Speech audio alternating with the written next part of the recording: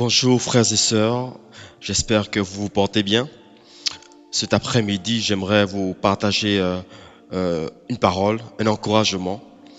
Et l'encouragement, il est simple. Le Seigneur Jésus est vivant. C'est cela l'encouragement. Le Seigneur Jésus est réel.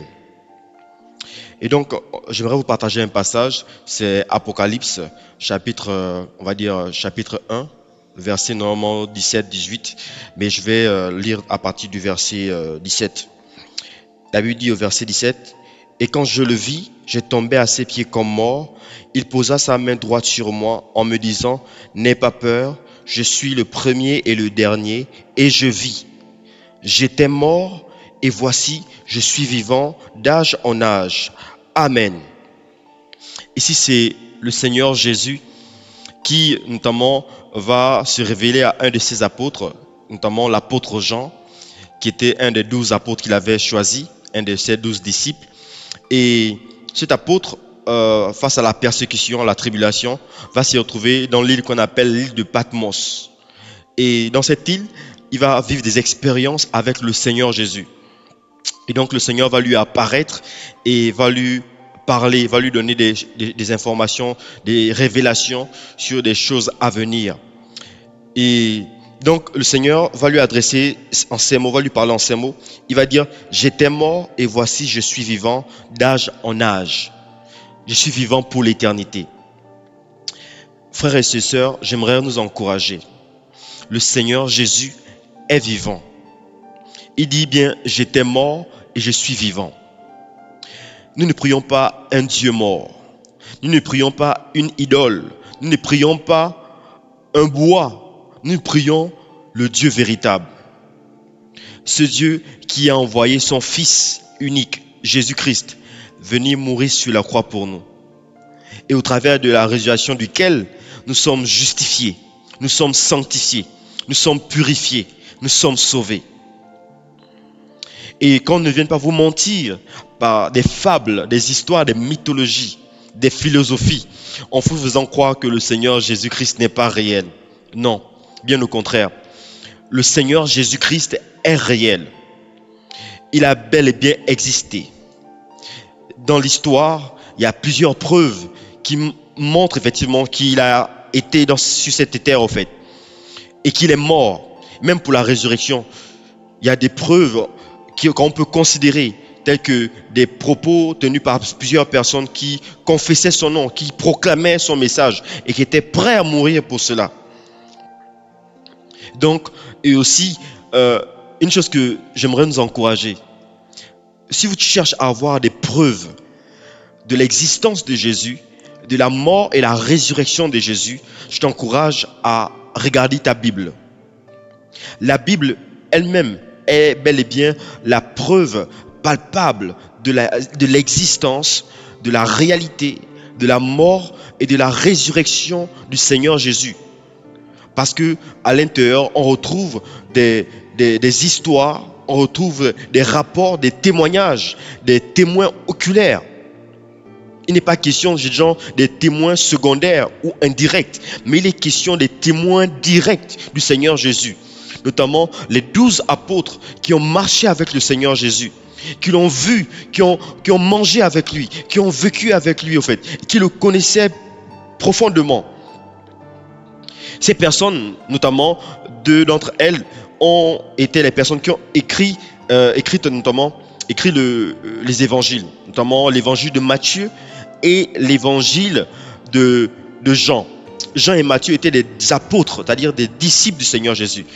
Des gens que le Seigneur avait choisis, avec lesquels il demeurait, avec lesquels il marchait. Vous voyez? Donc, n'ayons pas crainte, n'ayons pas peur. Le Seigneur Jésus est bel et bien vivant. Le Seigneur Jésus est bel et bien réel. Ce ne sont pas des fables, ce n'est pas de la mythologie. Et non seulement le Seigneur Jésus a vécu avec eux, ils ont attesté de la mort du Seigneur Jésus. Ils l'ont vu mourir, notamment, on va dire, l'apôtre Jean, dont il est question dans ce livre, en fait, dans l'évangile dans le livre de l'Apocalypse. Il a vu le Seigneur Jésus mourir. Il était là, en fait, Jean. et il a témoigné aux autres. Et tout le monde a attesté dans la ville, notamment de Jérusalem, que le Seigneur Jésus était bel et bien mort. Et quelques jours après, le Seigneur Jésus qui était mort va leur apparaître. Il va leur donner des preuves infaillibles, des preuves indubitables. C'est-à-dire, c'est des preuves, quand tu les as, tu ne peux plus lutter. Vous voyez, il va leur donner à manger. Il va passer du temps avec eux, énormément de jours. Si on peut dire un jour on va dire, ah, c'est une histoire. Mais il a quand même pris 40 jours, le Seigneur Jésus. Il a pris 40 jours avec ses disciples. Donc quelqu'un qui était mort et qui est revenu à la vie a pris 40 jours. Suffisamment de jours pour que la conviction de sa résurrection soit bâtie en eux. Au point que lorsqu'ils iraient témoigner ou bien qu'ils iront témoigner, ils ne puissent pas avoir à douter ou à avoir peur du témoignage qu'ils vont donner. Vous voyez, nous ne prions pas n'importe qui. Nous ne suivons pas n'importe qui. Le Seigneur Jésus n'est pas n'importe qui. Le Seigneur Jésus-Christ n'est pas comparable à ces hommes ou à ces prophètes d'antan. Non. Aucun homme ne peut lui arriver à la cheville. Aucun homme ne peut se comparer à lui. Si tu as choisi de suivre Jésus, je t'assure que tu as fait le bon choix. Tu as fait le meilleur des choix. Il n'y a pas de plus bon choix, de plus grand choix, de plus important des choix que celui-ci. Parce que il reviendra. Il revient bientôt. Il revient bientôt juger les vivants et les morts. Il revient bientôt chercher son église pour les noces. Il y a quelques jours, j'étais dans mon salon et je suis tombé en extase et j'ai eu une vision. Et dans cette vision, je me suis vu dans une salle avec d'autres personnes. On louait le Seigneur Jésus et je suis tombé par la présence de Dieu comme mort au sol. Et quand je suis tombé, j'étais ravi au ciel. J'ai été transporté dans les airs. Et quand j'étais transporté dans les airs, le Seigneur a commencé à me parler. Il dit, je reviens bientôt. Je reviens bientôt. Je reviens bientôt. Avec insistance. Et ici, il disait que nous devons être prêts, Église. Nous devons être prêts pour le retour du Seigneur. Nous devons nous apprêter nos cœurs. Veiller à ce que nos cœurs soient en bon état. Nous devons nous examiner les motivations de nos cœurs et examiner les choses qui sont à l'intérieur de nous, dans la présence, dans la prière, dans la méditation de la parole, et se repentir parce qu'il revient. Le Seigneur Jésus est réel. Le Seigneur Jésus est vivant. Le Seigneur Jésus est vrai. Et même aujourd'hui, dans l'ère dans lequel on est, au fait, il continue à se manifester. Il continue à agir, à prouver, à démontrer qu'il est vivant. Alléluia. Je connais l'histoire d'un homme qui est au Gabon, un papa qui était mort. J'ai écouté son témoignage à plusieurs reprises. Jusqu'à présent, il est même vivant. Il s'appelle Jean-Baptiste Moulaka. Son témoignage, il est terrible. Il était mort pendant plus de 10 jours, 10 heures plutôt, pardonnez-moi, 10 heures. Et le Seigneur l'a ramené à la vie. Et le Seigneur lui a apparu à plusieurs reprises. Vous voyez, des gens comme ça, il y en a plusieurs dans le monde entier.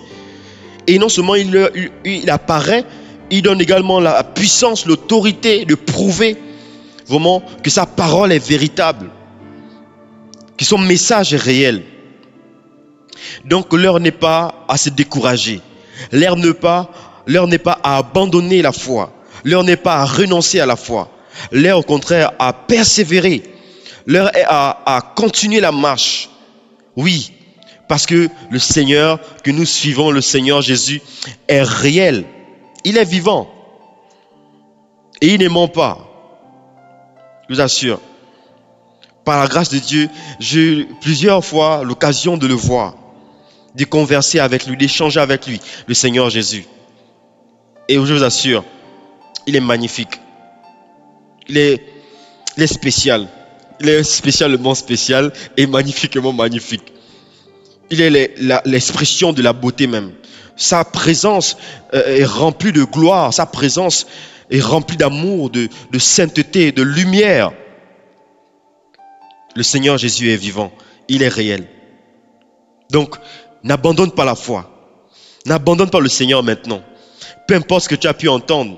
Vous savez, domaine de la foi, il peut arriver que ce qu'on te dit, par exemple, peut ne pas, comment dirais-je, ne pas, je ne sais pas comment exprimer, ce qu'on te dit peut être contraire, peut être à ce que tu penses. Ça peut arriver. On te dit des choses contraires à ce que tu crois ou bien à ce que tu penses. Mais peu importe ce qu'on te dira, sache que le Seigneur Jésus est réel, il est vivant. Si quelqu'un te dit que Jésus n'a jamais existé, c'est un menteur. Toute personne qui nie l'existence de Jésus est un aveugle. Toute personne qui nie l'existence de Jésus est simplement aveugle. Cette personne ne connaît pas, je vous assure. Les gens qui connaissent vraiment, qui ont vraiment rencontré, expérimenté Dieu, te diront, bien vous diront, que le Seigneur Jésus est réel et qu'il est le Fils de Dieu, et qu'il est le Messie. Alléluia. Gloire au Seigneur. Amen.